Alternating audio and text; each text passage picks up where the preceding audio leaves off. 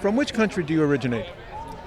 I grew up in USSR, which no longer exists, and the place I grew up in is called now Belarus. Is your family, do you follow a particular Russian Orthodox faith? I follow the faith, Judaism. I'm Jewish. So in Belarus was one of the countries that the Nazis came and kicked. Absolutely. It was the first, they got the first hit when Hitler invaded USSR. The first hits. The first hit, yeah. They started invading USSR from Belarus. Absolutely correct. Your country was occupied? By Nazi for 4 years, about 4 years. 41 through 44. How many Jews were turned in by their neighbors? Into the Germans came in ostensibly. Nowadays, everyone says, "Oh, the Germans took all the Jews by themselves." Is that true? It depends on the place. So, unfortunately, some places were more famous for telling on Jews. Some places were famous for rescuing Jewish people. Ukraine was one of the worst. So basically in Ukraine, actually they say Holocaust happened first in Ukraine before even Germans came in. Belarus was not as bad. Poland was bad, and Baltic countries had very bad reputation. The reason I'm saying that because now there are museums there. They open and with pictures of people, local people volunteering shooting Jews, pictures. And one of them I saw 10 years ago when I went back to Lithuania. Belarusians did not have that bad reputation. Basically, you can look at the statistics, the percentage of Jews killed by country, and that's very telling. For example, Italy, only 20% of Jews died in Italy because Italians rescued a lot of Jews. They had, there was a lot of. Ukraine, not so much. But Belarus was high. Belarus was not bad at all. No. Okay. It wasn't famous for being Nazi-like.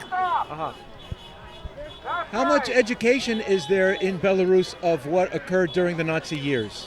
When I was growing up in 70s, 80s, toward the Jews, there was zero education about Holocaust, zero. But there was a lot of education about the danger of fascism, a lot. So every person who grew up in USSR or who's still growing in Russia, who's growing up in Russia, it's actually admirable because every year there is a big parade and memorial visits by all generations. Because pretty much every family in USSR lost someone during World War II, every single family. Almost 30 million people died. Now people think of the Russian army, I guess was it only Russia against the Nazis, or were Belarusians a part of the Russian army against Hitler? They used to think just Soviet Union part, resistance. It consisted of everybody: Armenians, Georgians, Belarusians, Russians. During the war there were battalions by region, and they would call it region, but there was a mix of races. I mean, the mix of ethnicities. How much awareness is there today, education about socialism? A lot. In Belarus, I know only of Belarus and Russia because I have friends there still. Basically, the resistance against socialism is huge. It's probably people who they should talk to, the countries who leaning towards socialism perhaps should talk to. Therefore, for example, in countries like Russia today, the income tax is probably one of the lowest. It's a fixed rate of 13%.